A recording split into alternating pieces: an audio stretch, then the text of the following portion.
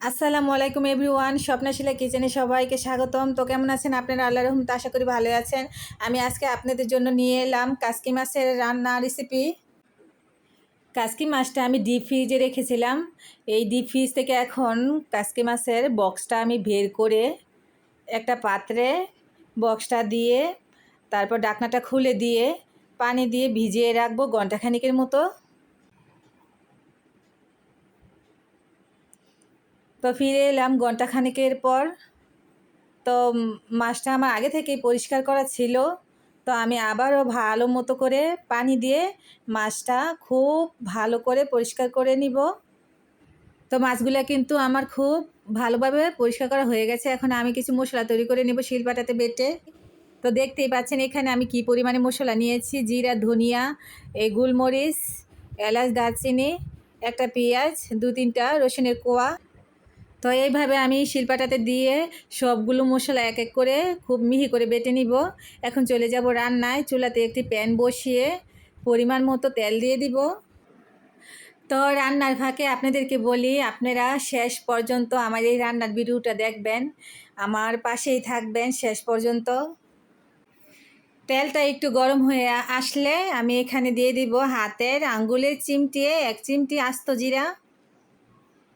তারপর এখানে আমি দিয়ে দিব একটা তেজপাতা কেচি দিয়ে কেটে। তারপর দিয়ে দিব পেঁয়াজ কুচি। এখানে আমি 4টা পেঁয়াজ নিয়েছি মাঝারি সাইজের।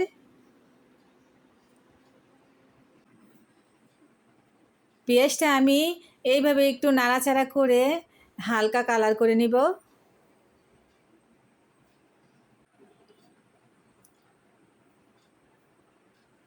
পেঁয়াজগুলো হালকা কালার হয়ে আসছে। এখন আমি আগে থেকে আদা রসুন একটা পেঁয়াজ পেস্ট করে রেখেছিলাম, ওইটা আমি এখন দিয়ে দিব।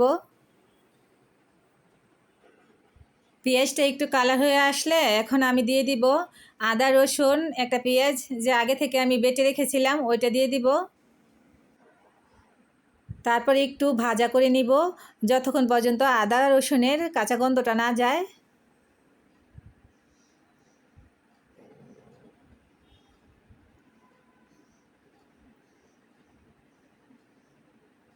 আর আমি এখানে সামান্য পরিমাণে একটু হলুদ গুঁড়া দিয়ে দিব যেন শরীরে ছিটকে না আসে, এজন্য আর কি। তারপর আমি আবারও দিয়ে দিব এখানে 1 চা চামচ হলুদ গুঁড়া, দিয়ে দিচ্ছি 1 চা চামচ মরিচ গুঁড়া, দিয়ে দিচ্ছি 1 চা চামচের আধা চামচ জিরা গুঁড়া এবং ধনিয়া গুঁড়া। তারপর আমি একটু ভালো করে নেড়েচেড়ে এখানে একটু পানি দিয়ে সুন্দর করে কষিয়ে নিব যতক্ষণ পর্যন্ত মশলাটা কষানো না হবে ততক্ষণ পর্যন্ত আমি এইভাবে নেড়েচেড়ে দিব।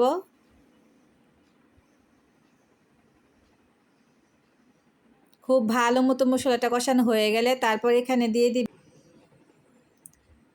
বাটিতে কিছু মশলা লেগে আছে এই জন্য আমি একটু পানি দিয়ে ধুয়ে দিয়ে দিয়েছি।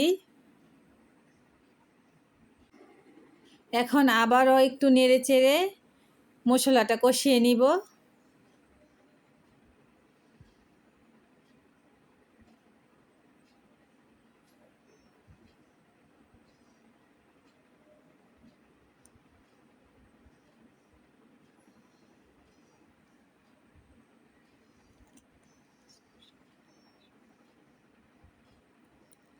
আল্লাহ, লবণ দিতে ভুলে গিয়েছিলাম আগে। এখন আমি লবণটা পরিমাণ মতো দিয়ে দিচ্ছি। এখন পরিষ্কার করা মাছগুলো আমি দিয়ে দিব মশলাটার মধ্যে। মশলাটা আমি মাছের সাথে খুব ভালোভাবে মিশিয়ে নিব। মাছের সাথে মশলাটা ভালোভাবে মেশানো হয়ে গেলে এখানে দিয়ে দিব পরিমাণ মতো পানি।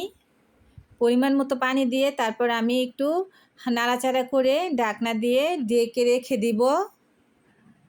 আর আমার আজকের এই কাসকি মাছের রান্নার রেসিপিটা যদি আপনাদের কাছে ভালো লেগে থাকে তাহলে বাড়িতে একবার হলেও ট্রাই করবেন। তো আমার কাসকি মাছ রান্নাটা হয়ে গেছে, এখন আমি চুলা থেকে নামিয়ে নিব। আমি 4-5টা মরিচ কিন্তু আমি আগেই দিয়ে দিয়েছিলাম। যে যেখানেই থাকেন ভালো থাকবেন, সুস্থ থাকবেন, আর আমার চ্যানেলটি সাবস্ক্রাইব করে আমার